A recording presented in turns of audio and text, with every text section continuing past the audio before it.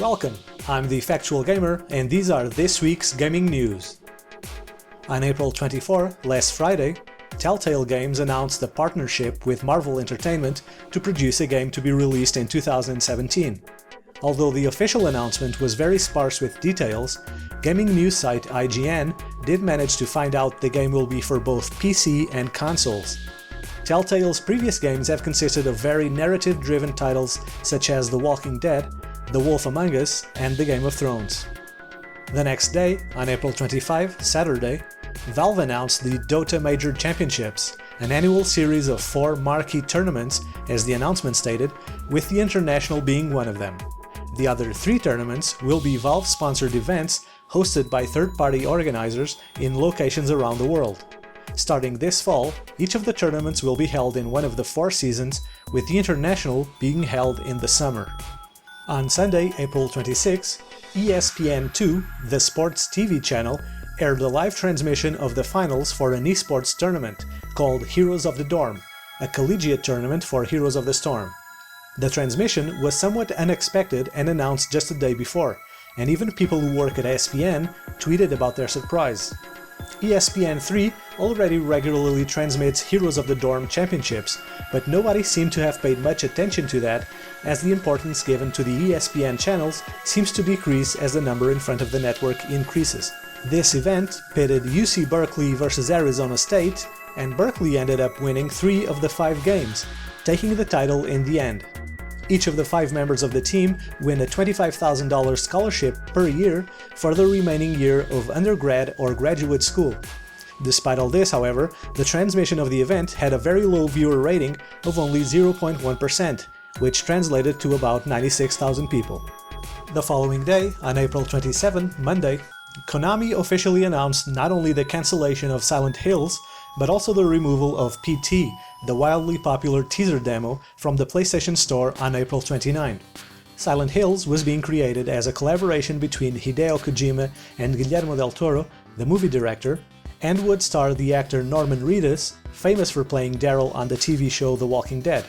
In the past few weeks, rumors started emerging about problems between Kojima and Konami, just as I had reported a couple of videos ago.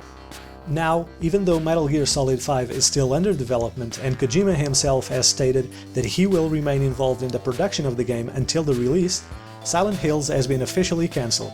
Previous to the official announcement, Guillermo del Toro had commented just a few days before, during a film festival, that his involvement with Silent Hills wasn't going to happen. On the same day, Konami announced the decision to delist itself from the New York Stock Exchange in July. According to the statement released by Konami, the company doesn't think that the continued listing in the New York Stock Exchange is economically justified, not only due to changes in the Japanese stock market that has seen an increase of foreign investment, but also because the trading volume was rather small. Several sources mentioned this delisting as not being necessarily the sign of something bad, because the vast majority of Konami's share trades last year were made in the Tokyo Exchange. In a statement to the gaming site Kotaku, Konami says it's still committed to new Silent Hill titles, and it was only this specific project that was cancelled, and that there are discussions currently underway about the involvement of both Kojima and Del Toro in future Silent Hill titles. And on the same day, Valve announced it was removing the paid mods feature from the Skyrim workshop. If you watched my previous video, Extra Edition number 2, you know Valve had introduced a paid mod option to the Skyrim workshop, which allowed modders to sell their creations. However, this resulted in a PR nightmare for both Valve and Bethesda, as gamers immediately voiced their opposition against this feature for several reasons. The 2 most important ones being that the revenue share between the modder and the game's publisher was highly unfair, and also because it went completely against what is supposed to be the goal of a modding community. The entire situation reached its peak when Gabe Newell, Valve's co-founder and CEO, took to Reddit to answer people's concerns about this decision.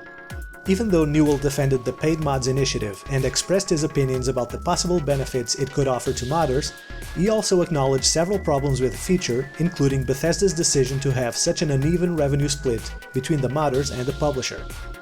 All the money spent in mods was refunded to the buyers, but judging by Valve's justification for the cancellation, it seems that we may yet see another paid mod feature for other games, as according to the official statement, and I quote, "Stepping into an established years-old modding community in Skyrim was probably not the right place to start iterating. We think this made us miss the mark pretty badly, even though we believe there's a useful feature somewhere here." The following day, April 28, Tuesday, business magazine Fortune reported that according to a confidential email sent by Ouya's CEO Julie Ehrman to investors and advisors, the company was unable to restructure its debt and is now effectively and fast looking for a buyer in order to be able to stay afloat. According to the email, Julie Ehrman wanted to find possibly interested buyers until the end of the month, which ended yesterday. Although the extent of Ouya's debt is not publicly known, the company had one of the most successful Kickstarter campaigns when it first launched, managing to get $8.5 million from supporters, plus another $15 million in funds from investors, and then an additional $10 million from venture capital company Triple Point Capital. And earlier this year, Ouya reportedly got another $10 million from the Chinese e-commerce group Alibaba to integrate its games into Alibaba's own hardware. However, Ouya never managed to get much success in the market due to several reasons, such as the appearance of several Android TV consoles on the market, a lack of interest from established developers, and probably gamers' little interest in playing Android games on a TV. And yesterday, April 30, gaming magazine PCGamer and processor manufacturer AMD announced a partnership to host an E3 conference specifically focused on PC gaming. Entitled The PC Gaming Show, it will be held in June 16 at the Belasco Theater in Los Angeles and will be streamed live on Twitch. Some of the announced speakers are Dean Hall, the creator of DayZ, and Cliff Bleszinski of Boss Key Productions and former Gears of War lead designer.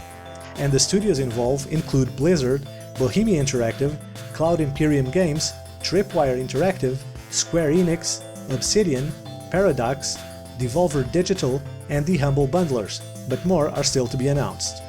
And those were the news. Coming up, the releases.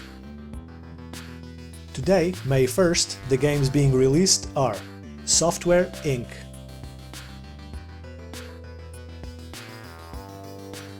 Dwarven Brawl Brothers,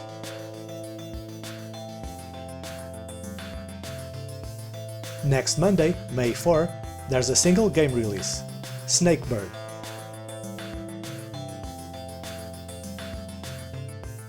The following day, May 5, Tuesday, the releases are Wolfenstein: The Old Blood,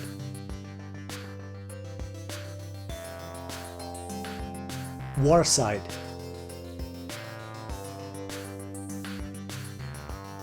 Apollo 4X,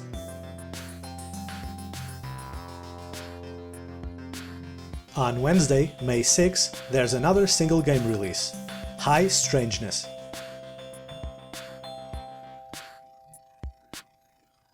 And finally, on May 7, Thursday, the games are Project Cars,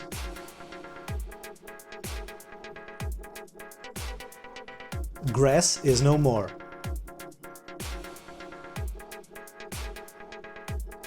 Not a Hero,